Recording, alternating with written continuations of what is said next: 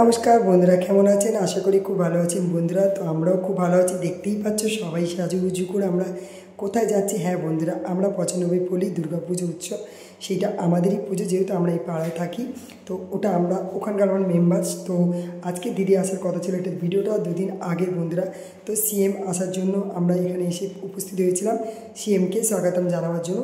তো সেই কারণে আমাদের এখানে একটু চেকিং করে নিল, যেহেতু একটা অত বড় মানুষটা আসছেন, দেশের মুখ্যমন্ত্রী বলে কথা, সেই কারণে চেকিং করে তবেই কিন্তু আমাদের এখানে ঢোকাবে। তারপর দেখতে পেলে কাকে তোমাদের দেখালাম, ভরত কল। হ্যাঁ, অনেক দেখেছো ভিডিও ওনার, মানে বই দেখেছো। তো যাই হোক, ভিলেনের পাঠ করে তোমরা দেখেইছো। তারপর দেখো আমরা সবাই মিলে একসঙ্গে ছোটো ছোটো বাচ্চারা সবাই, আমরা সবাই একসঙ্গে জমায়েত হয়েছি, যেহেতু এক্ষুনি আমাদের সিএম চলে আসবে। তো দেখো সিএম আসছে, বললাম আসছে। তো সেই কারণে সবাই শঙ্খধ্বনি এবং সবাই উলু যে যার দেওয়ার মতো দিল। তো যাই হোক, এসেই পড়েছেন, দেখতে পাচ্ছ। তো এই দিনটা একটা আলাদাই অনুভূতি ছিল বন্ধুরা। আমরা সবাই এখানে একসঙ্গে জমা হয়েছিলাম, দিদি এসেছেন, খুবই ভালো লাগছিল, মুহূর্তটা খুব সুন্দর ছিল।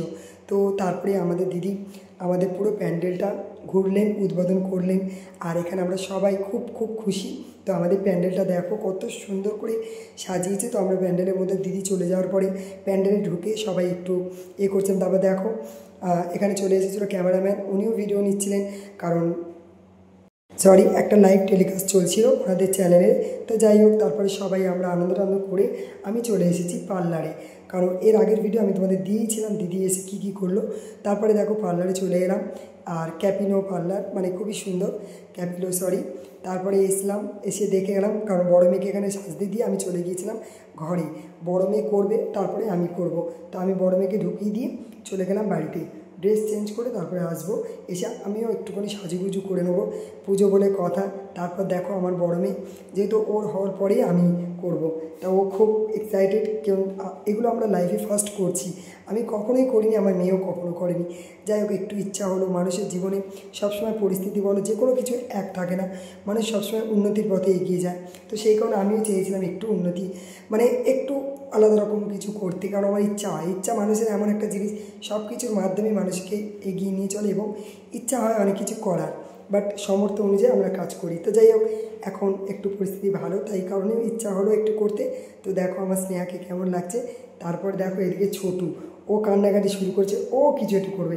তো দাদাকে বললাম, দাদা ওকে একটু সামান্য কিছু করে দাও, বাচ্চা মানুষ করছি, ও করবে, কী বলবো, ঠিক আছে ও করবে।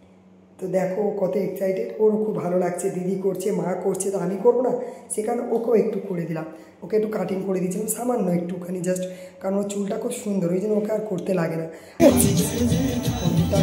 দেখি টাকা ভীষণ খুশি, বাচ্চারা তো অন্যটাই খুশি হয়ে যায়।